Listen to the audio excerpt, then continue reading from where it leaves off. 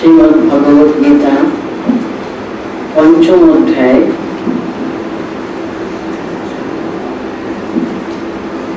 আমরা পড়ছিলাম 18টি শ্লোক।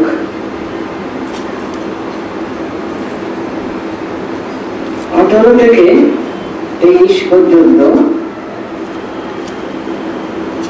আমরা কি দেখি, তার আগে তো আমরা আত্মজ্ঞান হয়েছে, তার লক্ষণটা কি, তার কি ফল, সেটা কেমন ভাবে আমরা চিনতে পারবো ইত্যাদি নিয়ে আমরা 18 শ্লোক আরম্ভ করা হয়ে গেছে। বিদ্যা বিনয় সম্পন্নে ব্রাহ্মণে গভীরস্থিনে শুনে চৈব স্বপাকে চ পণ্ডিতা সমদর্শিনা। এখানে পণ্ডিতা মানে যিনি সত্যি সত্যি ব্রহ্ম জ্ঞান লাভ করেছেন, তিনি সমদর্শী হন। আত্মজ্ঞানের একটা বহিঃপ্রকাশই হলো সমদর্শিতা। কেন সমদর্শিতা আসে? কারণ তারা প্রত্যেকটি বস্তুতে কিন্তু ব্রহ্ম দর্শন লাভ করেন। একত্বম অনুপশ্যতে, কারণ সমস্ত জগৎ প্রপঞ্চের ভিতরে বাইরে এক বস্তু মাত্র কিন্তু পরম সত্য, সে বস্তু একমাত্র কিন্তু বিরাজমান, সে ব্রহ্ম বস্তু। তিনি সকলের পেছনে যে সত্য বস্তু রয়েছে, সে ব্রহ্ম বস্তু দর্শন করে তিনি সেই একত্ব লাভ করেছেন। তার জন্য তিনি সমদর্শী হন। আমরা তো সমদর্শী সাধারণ মানুষ, আমাদের সেই সমদর্শিতা এত সহজে আসে না, কিন্তু কারণ আমরা আছি নাম রূপের আবরণের ভিতরে আমরা বাস করি। আমরা এখন এত বড় মানুষকে দেখছি, প্রত্যেকটি মানুষের সম্পর্কে আমাদের ভিন্ন ভিন্ন সম্পর্ক, কিন্তু ভিন্ন ভিন্ন মানুষকে আমরা ভিন্ন রূপে ভিন্ন নামে তাই দেখে থাকি, তাই না? কিন্তু ব্রহ্মদর্শী, তিনি ব্রহ্মজ্ঞ, তিনি কি দেখেন? বিদ্যা বিনয় সম্পন্নে ব্রাহ্মণে গভীর হস্তি শুনেচা এবার স্বপাকেচা পণ্ডিতাঃ সমদর্শিনঃ। দেখুন কোথায় বিদ্যা বিনয় সম্পন্নে ব্রাহ্মণে, আর তার সঙ্গে একটা শুনি স্বপাকে, একটা কুকুর, একটা চন্ডাল, একটা গুরু, কোন তফাৎ তিনি দেখেন না। যাহা যাহা নেত্র পড়ে তাদের কাছে কি হয়? তাহা তাহা ব্রহ্মস্ফুরে। এটা হলো একটা আত্মজ্ঞানের যে বহিঃপ্রকাশ, হলো এই সমদর্শিতা। এই 18 থেকে আমরা দেখব 23 পর্যন্ত এই সমদর্শিতার কথাই কিন্তু তিনি বিভিন্ন ভাবে আমাদের মনে গভীর ভাবে রেখাপাত করবার চেষ্টা করছেন। কারণ সমদর্শিতা আমরা যত মুখে বলি না কেন, এত সহজলভ্য নয় কিন্তু। কারণ আমরা 2য় অধ্যায়ে পড়েছি না, সমত্বম যোগ উচ্চতে। যিনি যোগী, যার আত্মা যোগযুক্ত আত্মা, তিনি কিন্তু এই যে সে পরম সত্যের উপরে যত মেঘে ঢাকা এই নামরূপ, সেই নামরূপকে নিয়ে তো আমাদের সমস্ত জগৎ প্রপঞ্চ। আমরা সেই সমস্ত ঘন মেঘের পিছনে যে সে জ্ঞান সূর্য, তিনি সবসময় জ্বলজ্বল করছেন, আমাদের কাছে কিন্তু চিরদিন সেই নাম রূপ মেঘের ধারায় ঢাকা থেকে যায়, সে প্রকাশিত হয় না। কিন্তু তার জন্য তিনি বারে বারে এই সমদর্শিতা, ইকুয়ানিমিটি, যত আমাদের ভগবত জ্ঞান স্ফুরণ হয়, এই সমদর্শিতা আসে। জ্ঞান মার্গে বলুন, কর্ম মার্গে বলুন, ভক্তি মার্গে বলুন, শেষ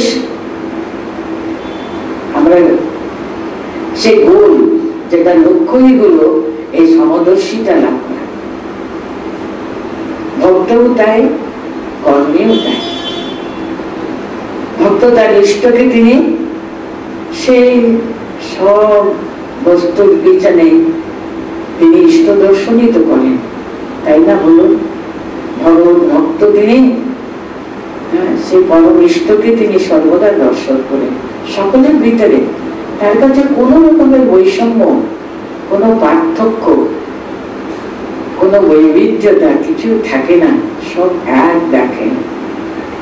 সেটা আমাদের মনে যত গভীর ভাবে আমাদের অনুভূতি যাতে হয়, তার জন্য 23 শ্লোক পর্যন্ত কিন্তু এই যে কিন্তু বিশ্লেষণ তিনি করে যাচ্ছেন।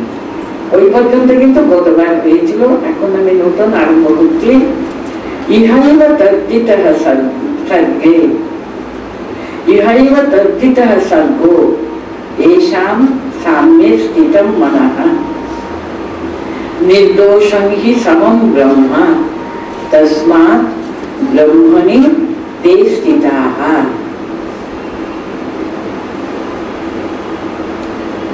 ইহৈব তদ্ধিতঃ সর্গো এষাম সাম্যে স্থিতম মনঃ। মানে এখানে বলতেন এষাম, আমি ক্লোজ আন্ডারে প্রথম বুঝাচ্ছি এখানে। এষাম মনঃ, যাদের মন, সাম্যে স্থিতম, যাদের মন এই সমদর্শিতা লাভ করেছে, সাম্য ভাবে প্রতিষ্ঠিত হয়েছে, ইহৈব তদ্ধিতম সর্গো, ইহ এবা, এখানে মানে এই জীবনে। সে কোথায়? আমাদের মৃত্যুর পরে আমি স্বর্গে যাব তা না, কিন্তু সত্যি সত্যি যদি ভগবানের সঙ্গে আমাদের মন যোগযুক্ত হয়ে থাকে, তার চরণে যদি সম্পূর্ণভাবে সমর্পিত হয়ে থাকে, সে পরম সত্যকে যদি সে উপলব্ধি করে থাকে, তাহলে এই যে সমদর্শিতা এই জীবনে, এই মানুষের জীবনে সেটা অনুভূতি। কিন্তু আমরা অনেক সময় মনে করব ওই মৃত্যুর পরে আবার স্বর্গে যাবো, তো সেখানে ভগবত দর্শন হবে না। ঠিক ঠিক যিনি ভক্ত বলুন, জ্ঞানী বলুন, সে জ্ঞান মার্গে যান, ভক্ত মার্গে যান, সে পরম, সেই শেষ, সে পরম আশ্রয়, সে পরম সত্যকে এই জীবনে এখানে বেঁচে থাকতে সে অনুভূতি লাভ করে। কিন্তু তার জন্য বলছেন এষাম মনঃ সাম্যে স্থিতম, যাদের মন এই সমর্থ, এই সাম্য অবস্থা সেখানে স্থিত হয়েছে, ইহৈব তদ্ধিতম সর্গো, এই জীবনেই তারা কিন্তু স্বর্গ, মানে কি এই সংসারের জীবন, মরণ, দুঃখ, কষ্ট, সেটা কিন্তু ওরা এই জীবনে এখানে থাকতে তার ঊর্ধ্বে তারা চলে যায়, তাকে অতিক্রম করে তাকে জয় করে। কিন্তু জীবনে তার ঊর্ধ্বে মনটা, কেন ঊর্ধ্বে মনটা চলে যায়? তখন তো তারা এই মন, বুদ্ধি, অহংকার, আমাদের এই চোখ, এই যে ইন্দ্রিয় ইত্যাদি নিয়ে তো থাকে না, তো তাদের জ্ঞান চক্ষু খুলে গেছে।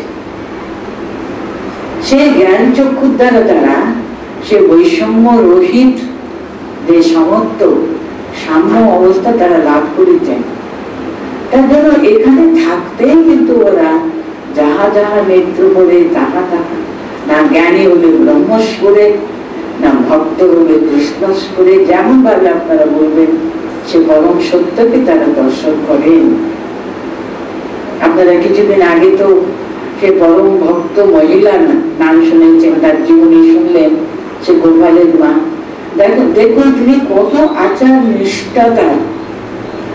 তিনি কিন্তু শেষ দিনে কিন্তু সকলকে উনি গোপাল বলে ডাকতেন, শুধু ডাকা না, সকলের অন্তরে সে গোপালকে, বিড়ালের পর্যন্ত তিনি গোপালকে দর্শন করতেন না বলুন? এটা তো কোনো গল্প কাহিনী তো নয়, তিনি জীবিত ছিলেন, অনেকেরা তাকে দেখেছেন, কিন্তু এটা বাস্তব, এই জগতেরই তো মানুষ, এখানে তো বাস করেছেন। তাহলে এটা কিন্তু সত্য অনুভূতি।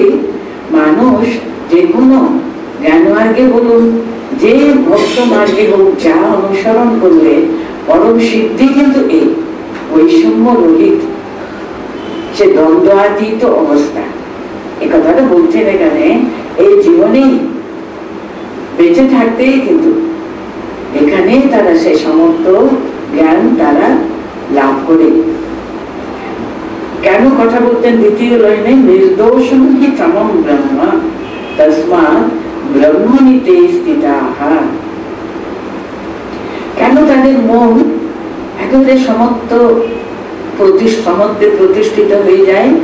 কারণ সেই ব্রহ্ম, সে পরম ব্রহ্ম, কি মানে যেহেতু ব্রহ্ম সমম ব্রহ্ম, আর শুধু তা না, নির্দোষম, সে ব্রহ্ম পরম সত্য হলো তিনি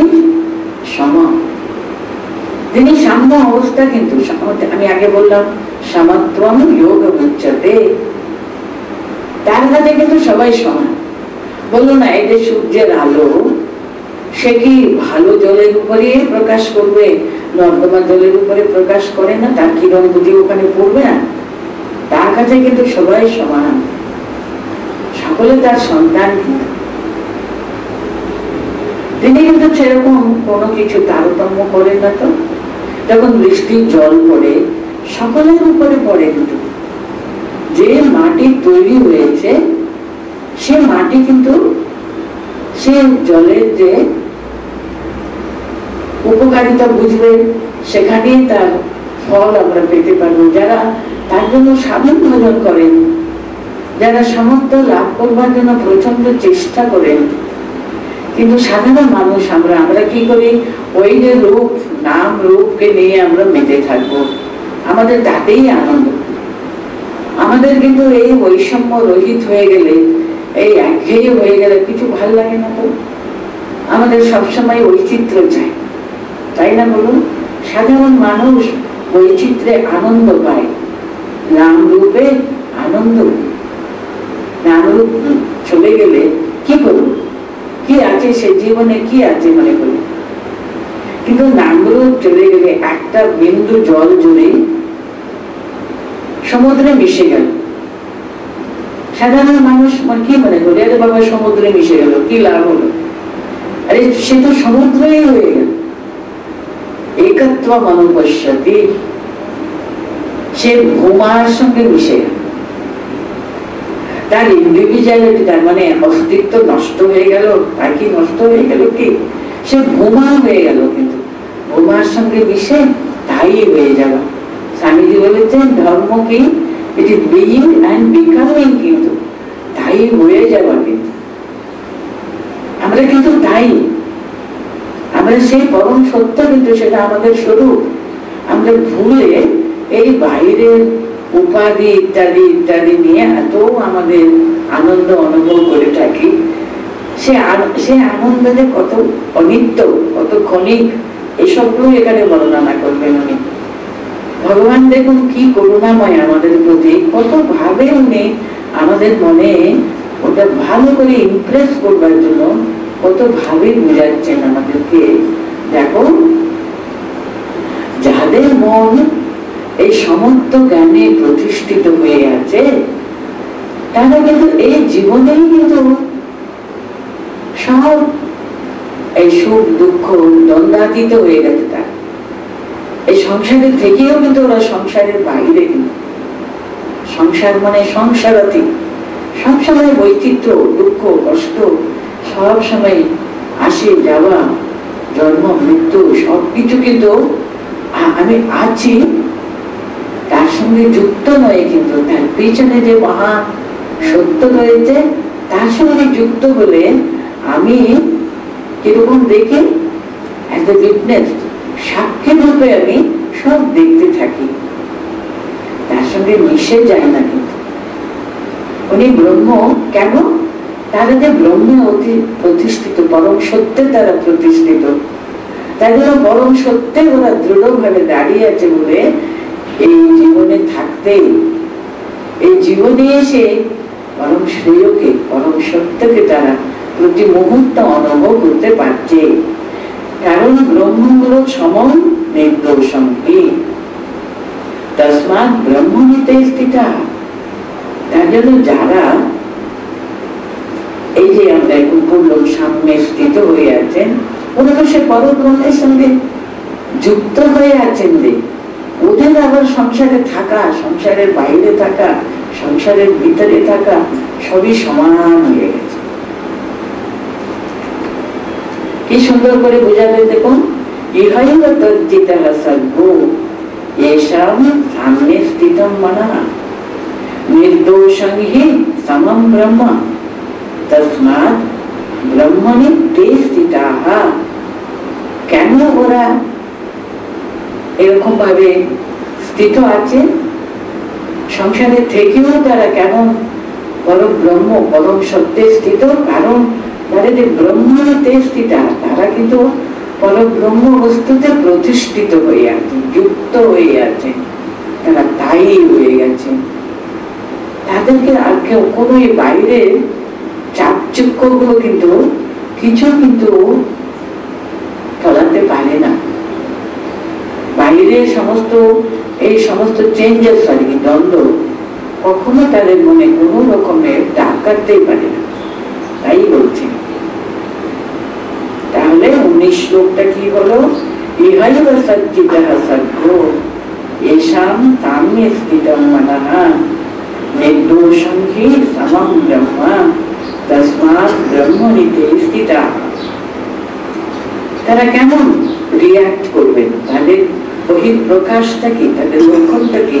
সামনে অবস্থিত আছেন, তার বহিঃপ্রকাশটা উনি পরম সত্যে প্রতিষ্ঠিত। তার লক্ষণ হিসেবে পরের শ্লোকে বলতেন, 20 শ্লোকটা দেখুন, না প্রভুষে প্রিয়ম প্রাপ্য ন উদ্বিজে প্রাপ্য চা অপ্রিয়ম স্থির বুদ্ধি অসম্মূঢ় ব্রহ্মবিদ ব্রহ্মনিষ্ঠিতঃ। তার বহির লক্ষণগুলো, বহির আচরণগুলো কেমন হয় সেটা এখানে বর্ণনা করছেন। আমি প্রোজার্ডনে পড়ছি, ব্রহ্মনিষ্ঠিতঃ ব্রহ্মবিদ ব্রহ্মনিষ্ঠিতঃ। যারা পরম ব্রহ্ম, সে পরম ব্রহ্ম বস্তুতে, পরম সত্যে যারা প্রতিষ্ঠিত হয়ে আছেন তারা ব্রহ্মবিদ, কিন্তু তাই না? তাদের স্থির বুদ্ধি, অসম্মূঢ় ব্রহ্মবিদ ব্রহ্মনিষ্ঠিতঃ। যাদের কথা আমরা এক্ষুনি আগে শ্লোকে করলাম, এই সামনে স্থিতম মনঃ বলে, তাদের কথা বলছেন। ব্রহ্মনিষ্ঠিতঃ স্থির বুদ্ধি অসম্মূঢ় ব্রহ্মবিদ। যারা সে পরম সত্যে প্রতিষ্ঠিত হয়ে আছেন তাদের বুদ্ধি কিন্তু স্থির বুদ্ধি, অস্থির বুদ্ধি কিন্তু ওদের নয়। তাদের ভিতরে কোন রকমের অস্থিরতা, চাঞ্চল্যতা কখনো দেখা যায় না। তারা সমস্ত সময় যে কোনো বিপদের সম্মুখীন হতে পারে, যে কোনো অসুবিধা। Life is full of challenges, তাই না? জীবন মানেই তাই যুদ্ধ, এটা রণাঙ্গন। প্রতি মুহূর্ত আমাদের যুদ্ধ করবার জন্য প্রস্তুত থাকতে হবে, তাই না? আর জয় পরাজয় সবসময় থাকে। কিন্তু যিনি ব্রহ্মনিষ্ঠিত, তার মনটা কি হয়? স্থির বুদ্ধি। তার বুদ্ধিটা কিন্তু সবসময় পরম সত্যে স্থিত থাকে। শুধু স্থিত না, স্থির থাকে, দৃঢ় থাকে। তাদের সংকল্প দৃঢ়, তাদের চিত্ত দৃঢ়, সবকিছু কিন্তু তারা স্থিত, স্থির। শুধু কি তাই? আসম্মূঢ়াহা, তাদের কোনো সংশয় নেই মনে, পরম সত্যের সম্পর্কে সত্যের জয় হবেই হবে। দেখুন, আপনারা তো জানেন ঠাকুরের বাবা হঠাৎ দেখুন একটা মিথ্যা কথা বলতে পারলেন না বলে তাকে একেবারে রাস্তায় এসে দাঁড়াতে হলো। বিরাট বড় সম্পত্তি, তাই না? কত বড় সম্পত্তি তার ছিল, সব মুহূর্তে যেন কোথায় চলে গেল, বিলীন হয়ে গেল। উনি স্ত্রী পুত্র কন্যাকে নিয়ে রাস্তায় দাঁড়ালেন, তাতে তিনি ভীষণ বিচলিত হয়ে গেলেন। স্থির ধীর ভাবে তার বন্ধুকে নাকি একটু ডেকে পাঠালেন তিনি, তুমি এসো আমার কাছে থাকো, আমি যে এক মুঠো খেতে পেলে তোমার সঙ্গে আমি ওটা ভাগ করে দেবো, চলে এসো। সেখানে গিয়ে যেখানে আমাকে ভগবান নিয়ে যাবেন, পরম সত্য তাকে ধরে আছি, উনি যেখানে নিয়ে যাবেন আমি তো তার, তিনি আমাকে ধরে আছেন, আমার কিসের ভয়? সেইভাবে তিনি সবকিছু তো মেনে নিলেন, স্থির আসংশয়া, তাদের একটা বললেন স্থির বুদ্ধি আসম্মূঢ়। কেন? তিনি ব্রহ্মবিদ,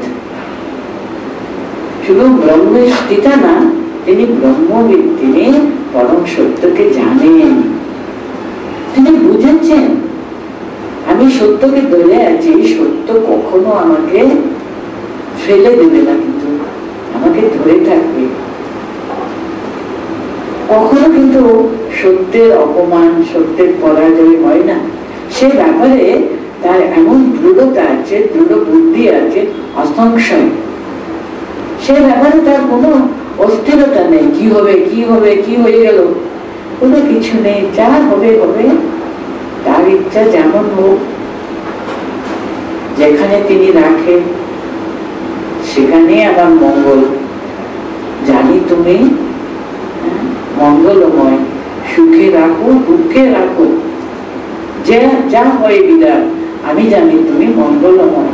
দেখুন, ভক্ত হলেও তাই মনে করে আমি ভগবানের সন্তান, আমি কি দেশে?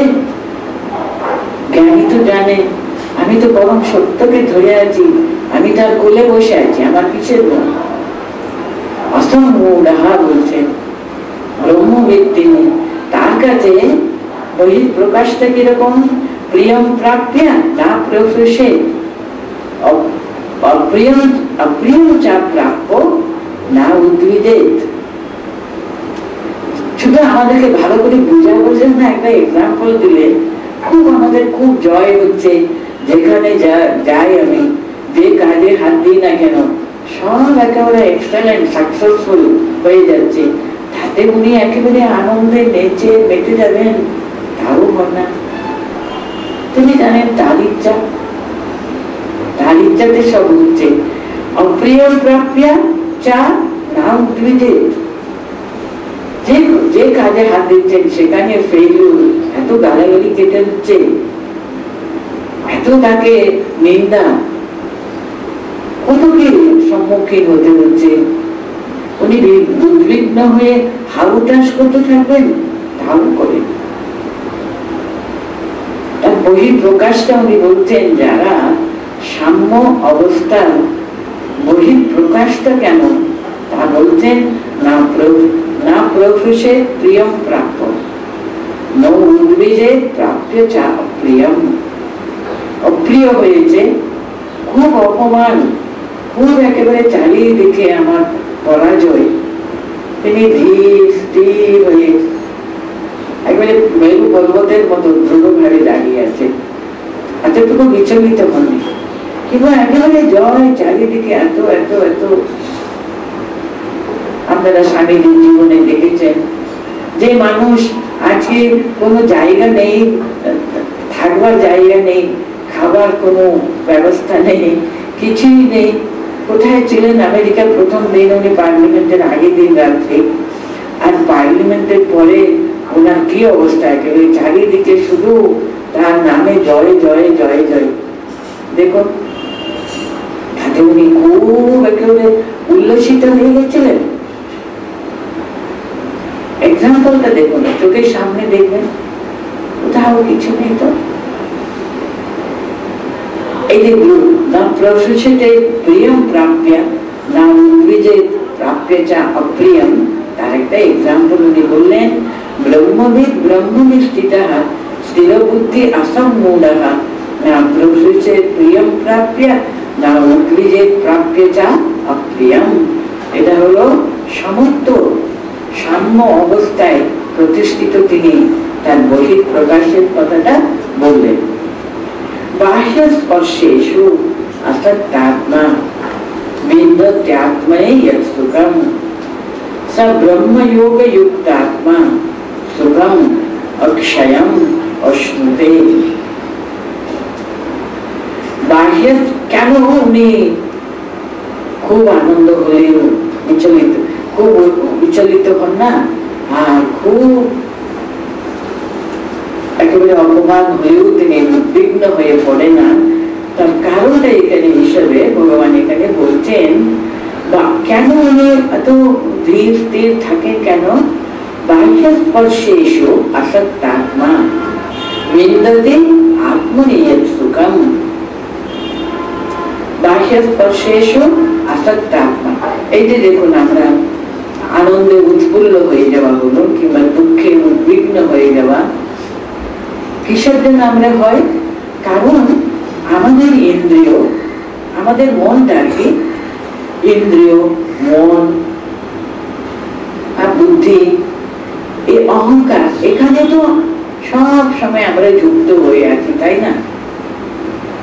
আমি আমি বলতে আমি জানি আমার এই শরীর, আমার এই মন, আমার বুদ্ধি, আমার এই সমস্ত ইন্দ্রিয় গ্রাহ্য যা যা আমি পাই, আমি চোখ দিয়ে যা দেখলাম, কান দিয়ে যা শুনলাম, সে মুখে আমি নিয়ে আনন্দ করলাম, রুচি অনুভব করে আনন্দ করলাম, ইত্যাদি ইত্যাদিতে আমাদের সমস্ত আনন্দ কিন্তু এই বাহ্য স্পর্শের উপরে আমরা সবকিছু নির্ভর করে, কিন্তু করে না বলুন তো? আমরা কেন বাইরে ভালো খেতে চাই, ভালো বসতে চাই, ভালো সবকিছু আমরা অনুভব করতে চাই, ভোগ করতে চাই, আমাদের ইন্দ্রিয় সুখ। দেখুন আমাদের ইন্দ্রিয় ভিতরে বিষয়বস্তু বাইরে সে পরস্পর মিলিত বলে সেই স্পর্শ আমাদেরকে খুব আনন্দ দেয়। বলছেন তিনি ব্রহ্ম, তুমি কি করবেন? বাহ্য স্পর্শেষু আসক্তাত্মা, বাইরে থেকে যে সমস্ত আনন্দ আমরা অনুভব করি আমাদের ইন্দ্রিয়ের দ্বারা, তাতে তিনি অনাসক্ত হয়ে থাকেন। এসব আসতে পারে, তিনি কিন্তু আসক্ত হয়ে পড়ে না। আত্মনি বিন্দতে যৎ সুখম, তার সমস্ত সুখ কিন্তু আত্মাতে, আত্মাতে তিনি প্রতিষ্ঠিত বলে ওনার সুখের আকর স্বরূপ হলো তার এই যে সমবুদ্ধি, ব্রহ্মবুদ্ধি, তাতে যত উনি তাদেরকে এগোবেন উনি বেশি আনন্দ, ব্রহ্মানন্দে তিনি সবসময় প্রতিষ্ঠিত হতে চান। সা ব্রহ্মযোগ যুক্তাত্মা সুখম অক্ষয়ম অশ্নুতে। সেরকম যে তিনি সদা সর্বদা সে ব্রহ্ম সুখে আনন্দে সবসময় নিমগ্ন হয়ে থাকেন, তার আনন্দ যে অক্ষয়, সুখম অক্ষয়ম অশ্নুতে। তার এই আনন্দ, এই সুখের কিন্তু কোনো ক্ষয় নাই। কিন্তু আমাদের দেখো না, আমরা যদি বাহ্য স্পর্শের উপরে আমাদের আনন্দ বলুন, আমাদের সুখ বলুন, যদি নির্ভর করে থাকে, তাই না? আমরা আমাদের সুখ স্পর্শ, এই যে খুব ভালো ঠান্ডা হাওয়া, পাকা সুন্দর চলবে, এই জায়গাতে আমরা বসে আছি, খুব আনন্দ লাগে। গরমে আমাদের ভীষণ কষ্ট হয়, তাই না? কারণ আমাদের সুখ দুঃখটা কিন্তু আমাদের গরম লাগা, শীত লাগা, তার উপরে নির্ভর করে। কিন্তু আমরা মনে করি এটা গরমের দিন, বাবা গরম হবে নাকি ঠান্ডা হবে বাইরে, সেটা হতে পারে না। জুন মাসে আমরা খুব একেবারে সুন্দর হাওয়া পাবো, তা তো হবে না। জেনে নিলাম আমি, এখন গরম দিন, আমাকে গরম সহ্য করতে হবে, প্রচন্ড শীতের দিনে করতে হবে আমাকে। এটা তো আমার শরীরের ব্যাপার। আমার মনটা যাতে শান্ত থাকে, সমাহিত থাকে, এই সব বাইরের ব্যাপার নিয়ে এত বাহ্য উৎপত্তি আসার আত্মা, বাইরে থেকে কি হচ্ছে না হচ্ছে সেটা নিয়ে আমরা যখন এত বড় নিজেকে এত মনে করি, আমরা কত কি জানি, কত আমরা পড়াশোনা করেছি, কত জ্ঞানী আমরা, কিন্তু সামান্য একটা কথা, কারোর মুখের একটা কথা, তাতে আমাদের কত বিচলিত করে ফেলে না। কারণ আমাদের আনন্দ সবসময় বহির্মুখী, ওর উপরে নির্ভর করে, বিষয় বস্তুর উপর নির্ভর করে, বাইরের মানুষের প্রশংসার উপর নির্ভর করে, সবসময় বাইরের বস্তুর উপরে যদি নির্ভর করে থাকে, তারা কি সবসময় সমানভাবে আমাদেরকে সবসময় ওরা প্রশংসা করতেই থাকতে পারে? বলুন তো, আমি কি করি? সকলের প্রশংসা সবসময় করি? কখনো আমার পছন্দ হবে না, নিন্দা করি না? বলুন, তাই জন্য বহির বস্তুর সংস্পর্শে আমাদের আনন্দ যদি নির্ভর করে, সেটা হতে পারে না। কিন্তু যিনি ব্রহ্ম, সেই সুখ, সে ব্রহ্মানন্দ দেন, তার আশ্বাস যদি একটুখানি পেয়ে থাকে, আর তো ব্রহ্মানন্দ নাই বললাম আমরা, আপনারাই বলুন, আপনারা যদি কোনোদিন একটু মন দিয়ে ভালো করে যদি জপ করেন, ধ্যান করেন, কত মনে প্রশান্তি, কত আনন্দ, কত মনটা শান্ত, সমাহিত হয়ে যায়, তাই না? ওই যে আনন্দ, সেই আনন্দের সঙ্গে কি সামান্য এসব আনন্দের কোনো তুলনা হয়? কখনো তুলনা হয়। তার জন্য উনি যে অক্ষয় সুখম অশ্নুতে বলছেন, তাহলে আমরা আভাস তো পেতে পারি, তিনি সবসময় সে ব্রহ্মানন্দে একেবারে ডুবে থাকেন। তার কত আনন্দ বলতো। আপনারা যখন বড় কোন শ্রেষ্ঠ সাধুদের কাছে গেলে, তাদের সান্নিধ্যে বসলে যেন মনটা আনন্দে ভরে যায়। ওরা কথা বলুক নাই বলুক, ওদের সান্নিধ্যে বসলে তাদের নিঃশ্বাস প্রশ্বাসে আশেপাশে সবগুলো কিন্তু যেন শান্ত হয়ে যায়, সমাহিত হয়ে যায়। সুখম অক্ষয় মশ্নুতে আমি সেটা বর্ণনা করবার চেষ্টা করলাম আর কি। ব্রহ্মযোগ যুক্তাত্মা, তিনি ব্রহ্ম জ্ঞানে, ব্রহ্ম পরম সত্যের সঙ্গে যুক্ত হয়ে থাকতে পারেন। তার যে সুখ, একেবারে অক্ষয় সুখ, সে তার অপরিসীম, সে তো পরিমাপ করে যাবে না সেই আনন্দ, সেই সুখে। সেটাই এখানে বললেন। এটা হলো 21 শ্লোকটা, কিন্তু বাহ্য স্পর্শেষু আসক্তাত্মা, যার মন বহির স্পর্শের যে সুখ আনন্দ আমরা পাই, সেই বিষয়ে অনাসক্ত, তিনি আসক্ত নন। ওই বাহ্য স্পর্শেষু আসক্তাত্মা ব্রহ্মযোগ যুক্তাত্মা, তিনি সেই ব্রহ্ম বস্তুর সঙ্গে তিনি সবসময় যোগযুক্ত হয়ে আছেন। তার যে সুখটা কিন্তু বিন্দতি আত্মনিয়তম, তার সমস্ত সুখটা কিন্তু নির্ভর করে সে আত্মানন্দের উপরে। তা সুখম অক্ষয়ম অশ্নুতে, তিনি সে অক্ষয় সুখের অধিকারী হন, অক্ষয় সুখে তিনি প্রতিষ্ঠিত হন। এবার 22 শ্লোকটা পড়ি। এই সংস্পর্শজা ভোগা দুঃখ যোনয় এবতে আদ্যন্তবন্ত কৌন্তেয় নাতেষু রমতে বুধা। দেখুন, ভগবান কৃষ্ণের অর্জুনের প্রতি, অর্জুন মানে আমরা সকলে, কিন্তু অর্জুনের প্রতি তার কি করুণা বলতো, কত ভালো তিনি অর্জুনকে বোঝাতে চাইছেন। অর্জুন, এই সামান্য ব্যাপার তুমি দেখলে ওদেরকে, তোমার আত্মীয় স্বজনকে, বাস তুমি এত বিফল হয়ে পড়ে গেলে, তাতে তুমি দুঃখে মুহ্যমান, তোমার কর্তব্য সব পর্যন্ত ভুলে গেলে, এটা কি চলবে? বলতেন হে কৌন্তেয়, এই সংস্পর্শ যায় ভোগা, ওটাই কিন্তু আগে যে শ্লোকে বললেন, সেটাই মানে পুনর্বার আবার বোঝাতে চেষ্টা করছেন। কি বলছেন? এই যে তোমার আনন্দ নির্ভর করে বাইরে স্পর্শের উপরে সংস্পর্শদা ভোগা দুঃখ ইয়নয়া এইবতে। মনে রাখবে, তুমি যদি তোমার সমস্ত সুখ সমস্ত আনন্দ যদি সবসময় বাইরের বস্তুর উপর যদি নির্ভর করে থাকো, তুমি সেটা কি সবসময় তোমাকে আনন্দ দিতে পারে কি? পারে না। কিন্তু কারণ কেন? দুঃখ ইয়নয়া এইবতে। তারা কিন্তু প্রথম দিকে যেন মনে হবে খুব আনন্দ আনন্দ। আমি শুধু উদাহরণস্বরূপ আমি বলছি, আমরা যখন এই যে একটু চা কফি কিংবা কোনো ড্রিঙ্কস কিছু একটা আমাদের অভ্যাস হয়ে যায় না, আপনারা তো দেখেছেন, অভ্যাস করে ফেলি। প্রথম কেন অভ্যাস করি আমরা? প্রথম দেখে খুব ভালো লাগলো, আমাদের খুব একেবারে শরীর ক্লান্ত ছিল, বেশ তাজা হয়ে উঠলো, ভালো লাগলো, আমি খেতে আরম্ভ করলাম। ওমা, খেতে আরম্ভ করে করে এমন অভ্যাসে দাঁড়িয়ে গেল। অভ্যাসে দাঁড়িয়ে যায় না?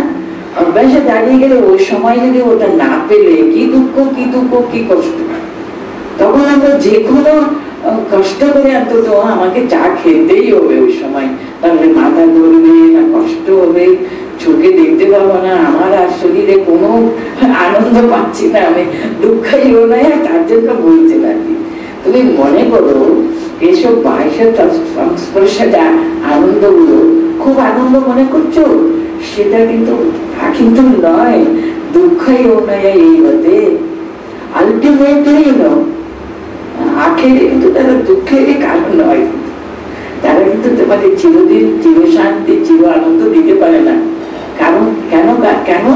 আদ্যন্তবন্ত কমতে। তারা একটা আদি আছে, তারা একটা অন্ত, মানে ক্ষণিক। তারা অনিত্য, কিন্তু তারা দুদিনের। সেই সুখ তোমার মনে হলো খুব সুখ লাগছে বলে, কিন্তু অন্তে কিন্তু দেখবে চলে গেলে বড় দুঃখ, বড় কষ্ট, বড় দুঃখ পেতে হবে। আমাদের সুখটা যদি সবসময় বহির্বস্তুর উপর যদি নির্ভর করলে বড় দুঃখ পেতে হবে। কারণ বাইরের বস্তু কোনোদিন চিরদিন একরকম থাকে না। ভগবান ছাড়া কিন্তু আর কোনো বস্তু, কোনো মানুষ, কোনো কিছু কিন্তু চিরদিন চিরকালের জন্য একরকম থাকে না। কারণ জগতের যে কোনো বস্তু বলুন পরিণামতে প্রতি মুহূর্ত তারা চেঞ্জ হচ্ছে, একরকম থাকে বলুন? থাকতে পারে। তার জন্য বলছেন এই সংস্পর্শ দেওয়া হোগা। অর্জুন, সংস্পর্শের দ্বারা যে আনন্দ তুমি পাও সেটা কিন্তু দুঃখের আকর্ষণ। তারা চিরদিন একরকম থাকে না, তারা অনিত্য, তারা ক্ষণিক মাত্র। কিন্তু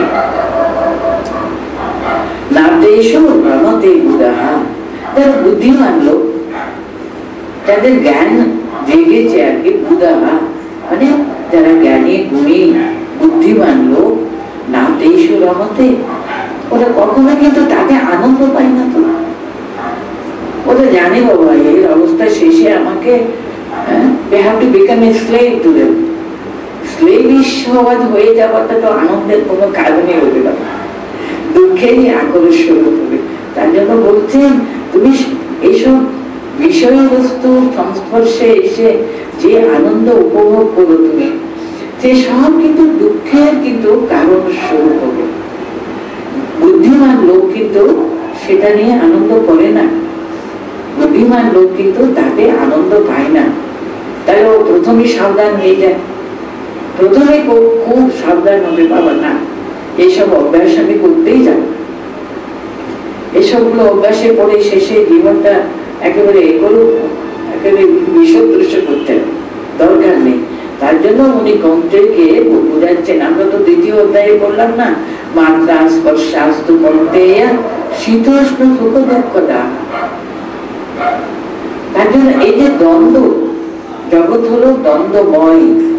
এখানে একদিন সুখ থাকবে, একদিন দুঃখ থাকবে, ভালো থাকবে, মন্দ থাকবে, কিন্তু ওটা তোমাকে বুঝে নিতে হবে। জগতের স্বভাবটা এরকম।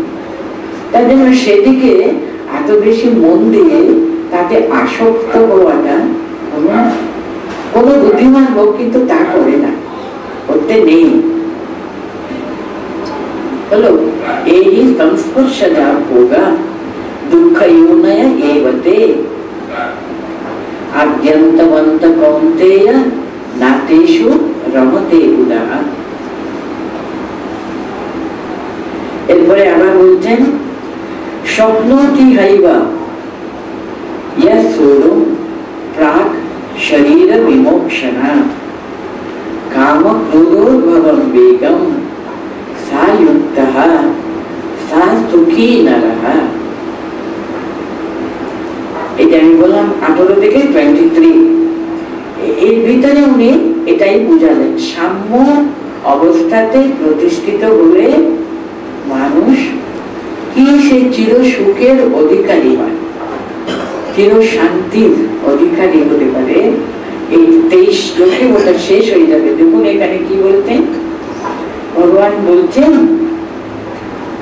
এখানে বলতেন স্বপ্নতি ইহা এবা, এখানে বলতেন ইহা ইবা, আবার বলতেন এই দেহেই, কিন্তু এই দেহেই ইয়া তিনি এই দেহে থাকতে থাকতে, আপনার এই সংসারে থাকতে থাকতে, এই শরীরে থাকতে থাকতে কিন্তু শরীর বিমোক্ষণাৎ প্রাক, আমি এখনই বললাম শরীর চলে যাওয়ার পরে আমরা মুক্তি লাভ করব, মোক্ষ লাভ করব, তার না। কিন্তু ভগবান বলছেন যিনি সাম্য অবস্থা প্রাপ্ত হবেন তিনি কিন্তু শরীর বিমোক্ষণাৎ প্রাক, শরীর ত্যাগ করবার আগেই কিন্তু, মানে এই শরীরে থাকতে, এই সংসারে থাকতে থাকতে এবার ইয়া স্বপ্নতি তরুণ, ও খুব শক্তি অর্জন করেছে, সামর্থ্য অর্জন করেছে। কিসের জন্য সামর্থ্য অর্জন করলো? কাম ক্রোধোদ্ভবম বেগম, কাম ক্রোধোদ্ভবম বেগম ইয়া তরুণ স্বপ্নতি। দেখুন কামনা এবং রাগ, কাম এবং ক্রোধ কিন্তু একই বস্তু, যেমন একই মুদ্রার এই পিঠ আর ওই পিঠের মতো। আপনারা ভালো করে চিন্তা করে দেখুন, আমি যে কখন রাগ করলাম, আমি একটা জিনিস ঐকান্তিক ভাবে চেয়েছিল, এইভাবে হোক, এইটাই ঠিক, আমি মনস্থির করেছি এরকম করবো, এরকম আমি ভাববো, এরকম বুঝিয়ে দিলাম, এরকম করলাম, সেরকম হলো না, ও করলো না, সে মানুষের উপর রাগ হবে। সেটা আমার বাবার কথা ছিল, পেলাম না।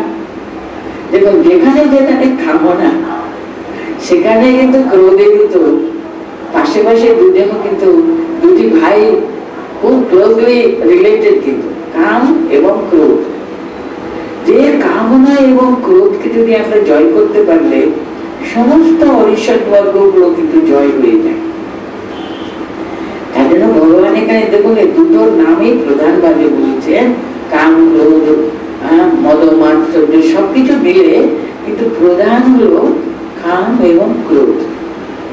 এখানে কি বলতে চাইছেন?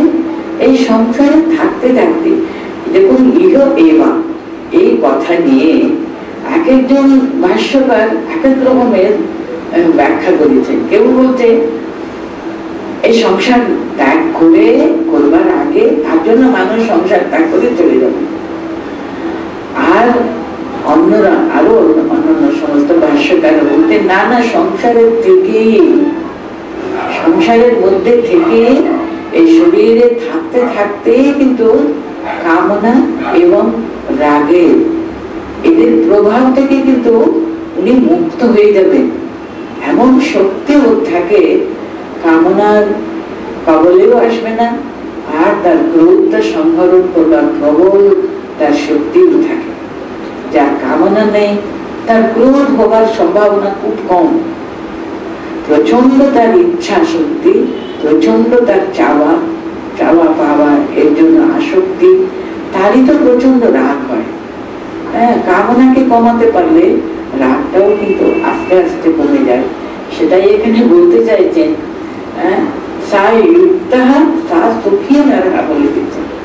যে মানুষ এই সংসারে থেকে সুখ দুঃখ ইত্যাদি ইত্যাদি সবকিছুর মধ্যে থেকে কিন্তু এই শরীর পড়ে যাবার আগেই কিন্তু এই কামনা এবং ক্রোধের বেগটা, তার শক্তিটা তিনি অতিক্রম করতে পারেন, অতিক্রম করে তার উপরে উঠতে পারেন উনি। প্রতিরোধ করতে পারেন, তার বিরুদ্ধে তিনি লড়তে পারেন, তিনি কিন্তু যুক্তা, তিনি সেই সুখী নারাহা, যথার্থ সুখী সংসারে তিনি কিন্তু, যে এরকম ভাবে বাহ্য স্পর্শের তার কবলে পড়ে না, তার সমস্ত সুখ আনন্দ কিন্তু সেই পরম সত্যের সঙ্গে যুক্ত, সাযুক্তা বলছেন। কেন তিনি করতে পেরেছেন সাযুক্তা? তার অন্তর্নিহিত পরম সত্য, পরম ব্রহ্ম কিংবা তার পরম ইষ্ট, যা নামে বলুন না কেন, তার সাথে তিনি সদা যুক্ত হয়ে আছেন।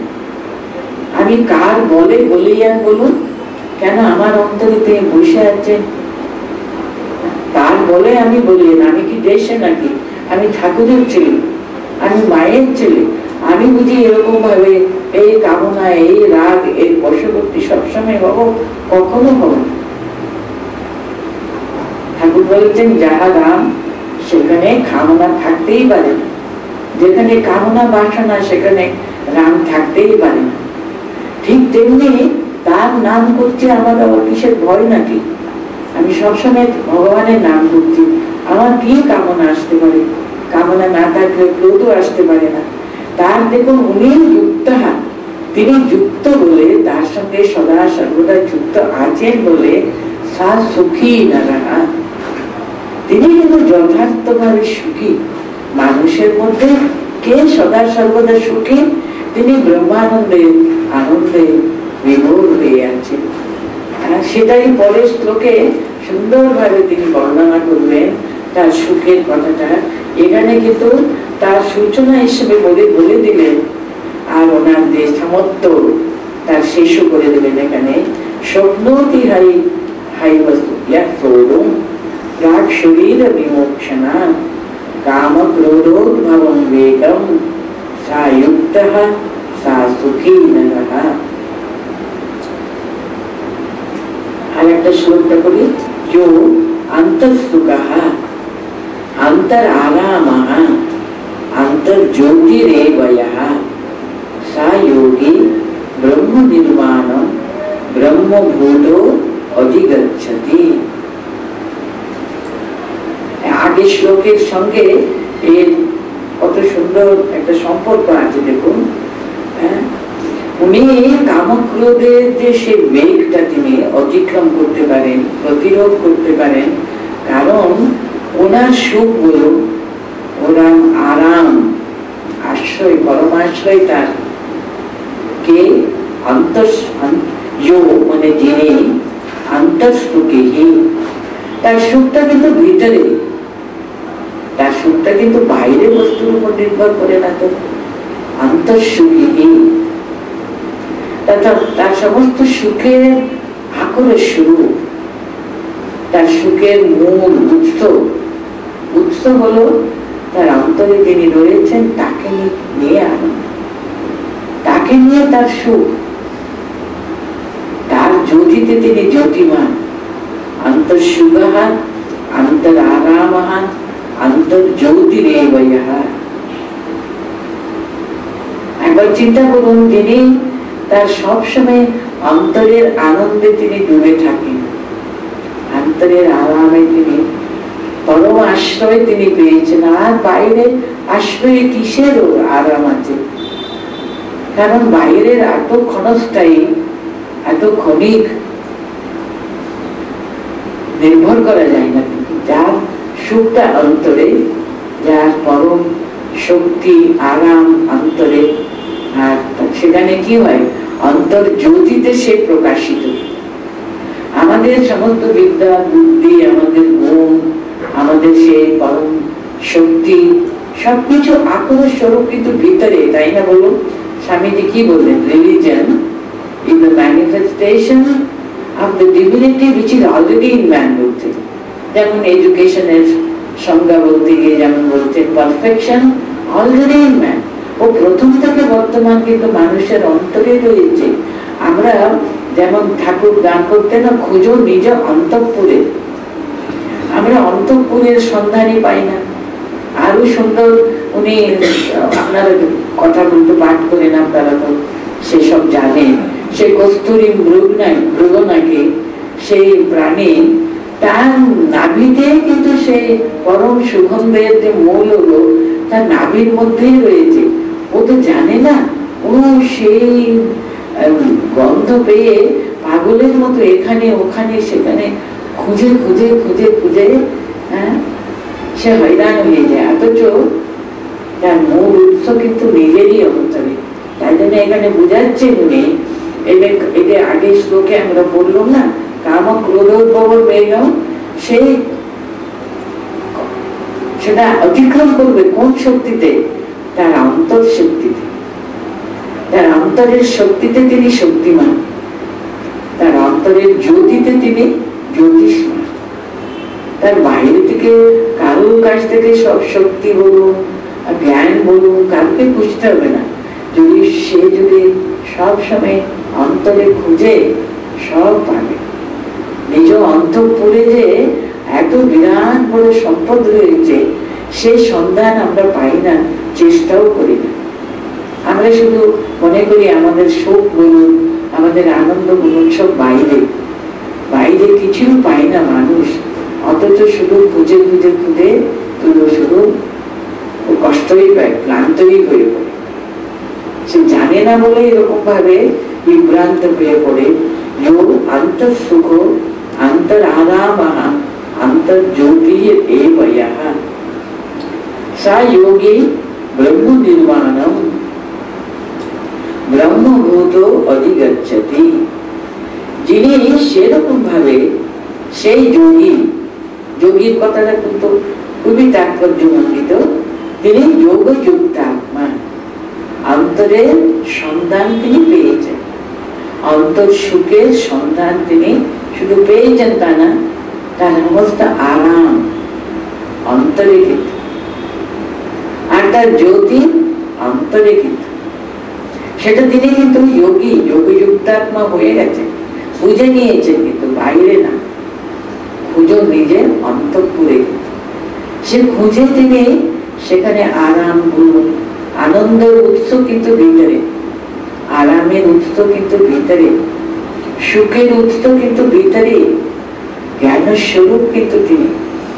তিনি যদি ঠাকুর যেমন বলতেন যে মার হাত কোলে বসে আছে, মার চরণে যে সম্পূর্ণভাবে নিজেকে সমর্পণ করেছে, তার কোনো জ্ঞানের অভাব হবে? উনি বলছেন মা তার অক্ষয় জ্ঞানের ভান্ডার তিনি হ্রাস ছেড়ে নেন। কোথাও কিন্তু কোনো সময় ওদের জ্ঞানের কোনো কমতি পড়বে না। যে যত ফুরায় সঙ্গে সঙ্গে মা আবার ঠেলে দেন, আবার ঢেলে দেন তিনি। দেখুন তার উপরে নির্ভরতা, নির্ভরতা আনতে হবে। আমরা নির্ভর করতে পারি নাকি না? আপনারা, আমি গোপালের মার কথা আপনার সদ্য শুনেছেন বলে বলছি। দেখুন একজন অতি সাধারণ না, তো পণ্ডিত না কিছু না, যেমন নিজেকে বলছিলেন না স্বামীজির কাছে, বাবা আমি মূর্খ, আমি বড্ড মূর্খ, আমি কিছুই জানি না, কিছু বুঝি না বাবা, তোমরা কত পণ্ডিত মানুষ বলো দেখি। কিন্তু তিনি কত বড় একটা সম্পদের অধিকারী হতে পেরেছিলেন বলুন, কত বড় সম্পদ। শ্রী রামকৃষ্ণদেব ওকে বলছেন তুমি ছিলে গুড় আর হয়েছে হলে পরে চিনি হলে, তারপর হয়েছে তুমি মিছেরি। একদিন ঠাকুর ওকে কে সব বড় বড় ভক্তরা অনেক মিছরি এনে দিয়েছিল না, সব মিছরি উনি গোপালের মাকে দিয়ে দিলেন, তুমি নিয়ে যাও, তুমি প্রতিদিন মিছরি জলে ভিজিয়ে খাবে, শরীর ঠান্ডা হবে বলে অনেকগুলো ওরা এনেছিল। উনি কাউকে খেতে দিতে না। যদি ওইরকম অনেক জিনিস এই কামনা বাসনা নিয়ে কত ভক্ত নিয়ে কত কি নিয়ে, বিশেষ করে মারবাড়ি ভক্ত ভক্ত নিয়ে এসে দিত না, উনি না নরেনকে দিতেন। নরেনের অন্তরে এমন জ্ঞান জ্যোতি সবসময় জল জল করছে, তাকে দিলে উনি তার দ্বারা কিছু অতটুকু কিন্তু তার ওখানে কোনো প্রভাব বিস্তার করতে পারেই না।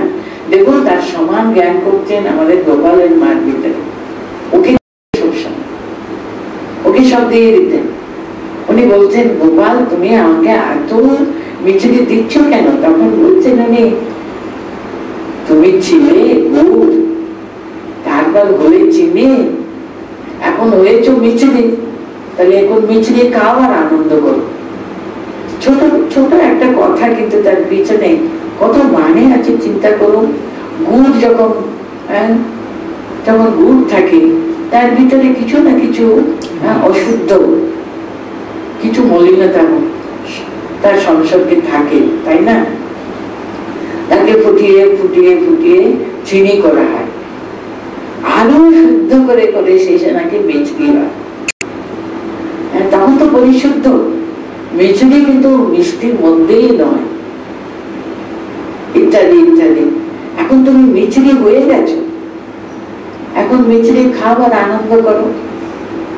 একজন সাধারণ, অতি সাধারণ, বলতে গেলে দেখুন তার নিজের নিষ্ঠা, তার নিজের সাধন ভজন, ঐকান্তিকতা, কি ঐকান্তিক প্রেম ভক্তি তার বলুন।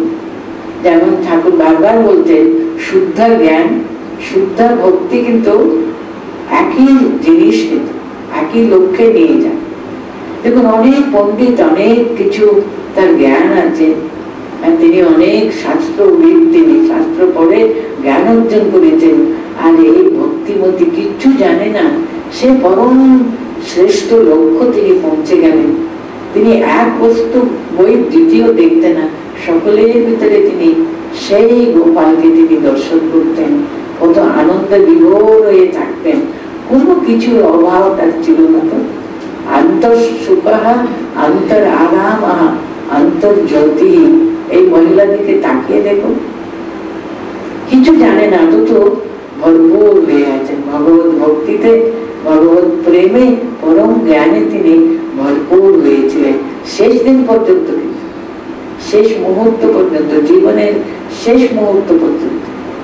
যেন ওর শরীরটা একটা জীর্ণ বস্ত্রের মতো কেমন ছেড়ে দিয়ে চলে গেলেন। এই দেখুন মানুষের জীবনের যে কি পরম শ্রেয় তিনি লাভ করলেন, সেই শরীর ত্যাগ করে সে পরম ধামে তিনি চলে গেলেন। এইভাবে উনি দেখাচ্ছেন যাদের অন্তর সুখা অন্তর আরাম অন্তর জ্যোতি, সেটা শেষ করে আমি এখানে শেষ করে দিচ্ছি। অন্তর সুখা অন্তর আরাম অন্তর জ্যোতিরেবয়ঃ সা যোগী ব্রহ্ম নির্বাণম ব্রহ্মভূত অধিগচ্ছতি। তিনি সে ব্রহ্ম ভাব প্রাপ্ত হবেন, তাই হয়ে যাবেন। এই যে স্বামীজির ডেফিনিশন ধর্মে, তাই হয়ে যাওয়া, কিন্তু এটা হওয়া, কিন্তু তুমি বিইং এন্ড বিকামিং, কিন্তু তুমি যে সচ্চিদানন্দ স্বরূপ তুমি জানতে না, এখন সমস্ত অজ্ঞান সরে গেলে কি হয়, তুমি যাচ্ছিলে তাই প্রাপ্ত হলে, পারো সেই ব্রহ্মকে তুমি প্রাপ্ত হলে, তুমি যাচ্ছিলে তাই তুমি প্রাপ্ত হলে। তার জন্য বলতেন ব্রহ্ম নির্বাণ ব্রহ্মভূত অধিগচ্ছতি, সে পরম ব্রহ্ম, তিনি ব্রহ্ম ভাব প্রাপ্ত হবেন। তিনি যেহেতু ব্রহ্মদের নির্মাণ মানে লয় প্রাপ্ত হওয়া, মানে তাই হয়ে যাবে। আমি সবচেয়ে প্রথম সে উদাহরণ দিয়েছিলাম, এক বিন্দু জল সিন্ধুতে মিশে গেল, কি হলো? ব্রহ্ম নির্মাণ, সে নিজে এসে লয় প্রাপ্ত হলো, ব্রহ্ম ভাবে সে মিশে এক তদাকার কাহিত হয়ে গেল, সে পরম ব্রহ্মের সঙ্গে তিনি তদাকার কাহিত হয়ে গেলেন। সেই দিয়ে অন্তঃসুখী অন্তর আরাম অন্তর জ্যোতি। আগে পর্যন্ত আমরা এই 6টা শ্লোকটা একবার পড়ে নিচ্ছি। ইহাইব তর্জিতঃ সর্বো এষাং সাম্যে স্থিতং মনঃ নির্দোষং হি সমম ব্রহ্ম তস্মাৎ ব্রহ্মণীতে স্থিতাঃ না প্রহৃষ্যেৎ প্রিয়ং প্রাপ্য নৌদ্বিজেৎ প্রাপ্য চাপ্রিয়ং স্থিরবুদ্ধিরসম্মোহো ব্রহ্মবিদ ব্রহ্মণি স্থিতঃ বাহ্যস্পর্শেषु असक्तात्मा विन्दत्यात्मनि यत्सुखं सा ब्रह्मयोगयुक्तात्मा सुखम् अक्षयम् अश्नुते।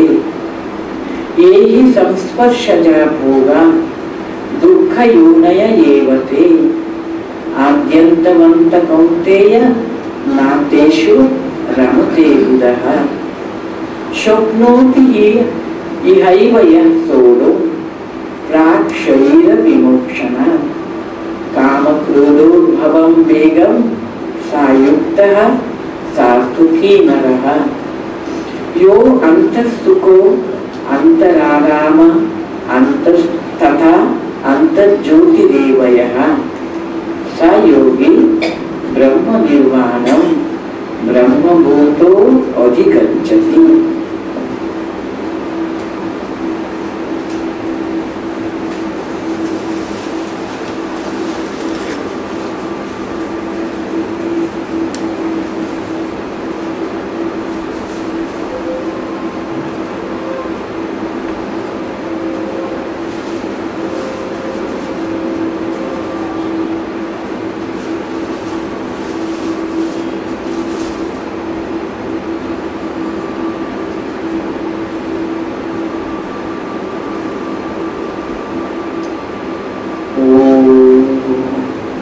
स्थापकाय च धर्मस्य सर्वधर्मस्वरूपिणे अवतारवरिष्ठाय